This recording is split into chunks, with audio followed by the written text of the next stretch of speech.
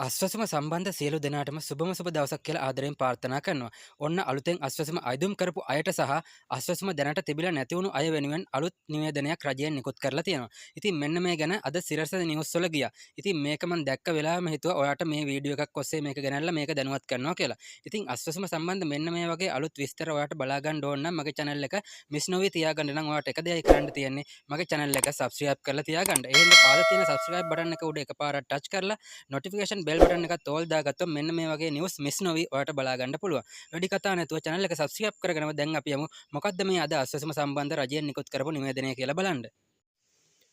මෙන්න තියෙනවා රජයෙන් නිකුත් කරපු අලුත්ම අස්වැසුම නිවේදනය. මේකේ අලුතෙන්ම අස්වැසුම ලැබෙන පිරිස පිළිබඳ විස්තරයක් සහ දැන්ට අස්වැසුම තිබිලා සංක්‍රාන්තික කාණ්ඩයේ අස්වැසුම නැති වුණු පිරිස ගැන විස්තරයක් තියෙනවා. ඉතින් මම මේක සරලව ඔයාලට පේන්න ටිකක් පාතර කරලා මේ විස්තරය කියවන්නම්. කිසිම තැනක වීඩියෝ එක skip කරලා යන්න එපා. මොකද ඔයාලට හරියට මේක බලා ගන්න පුළුවන් වෙන්නේ මේක මිස් නොවි බැලුවොත් තමයි මේකේ මෙහෙම කියලා තියෙනවා. තවත් පවුල් ලක්ෂ 4කට ලබන මාසයේ අස්වැසුම දීමනාව ලබා දෙන බව ග්‍රාමීය සංවර්ධන සමාජ ආරක්ෂණ සහ ප්‍රජා සවිබල ගැන්වීම අමාත්‍යාංශය පවසයි. මේක තවදුරටත් මෙහෙම කියලා තියෙනවා අමාත්‍ය ආචාර්ය උපාලි පනිලගේ මහතා සඳහන් කළේ ඒ සඳහා සුදුසුන් තෝරා ගැනීම මේ වන විට අවසන් අධීරයේ පවතින බවයි.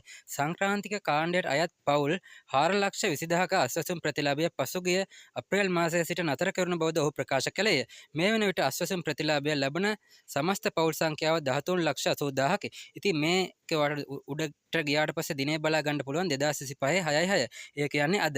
ඉතින් මේ මාසේ නෙමෙයි ඊළඟ මාසේ තමයි ලක්ෂ 4කට අස්වැසුම දෙනවා කියලා තියෙන්නේ. මේකේ පැහැදිලිව එක කියලා තියෙනවා. ඊට අමතරව තවත් මේක දෙයක් තියෙනවා 4,20,000ක සංක්‍රාන්තික කාණ්ඩයට අයත් අස්වැසුම දැන්ට අප්‍රේල් මාසයේ ඉඳන් නතර කරලා තියෙනවා කියලා. ඒ කියන්නේ අර රුපියල් 2,500 ගත්ත පිරිස. ඉතින් මෙන්න මේ වගේ නිවේදන මිස් නොවි බලා ගන්න නම් ඔයා අනිවාර්යයෙන්ම අපේ මෙන්න මේ channel එක subscribe කරලා තියාගන්න ඕනේ. ඔයාගේ අදහස කමෙන්ට් කරන්න. තවත් දවසක අලුත් වීඩියෝ එකකින් හමු වෙමු.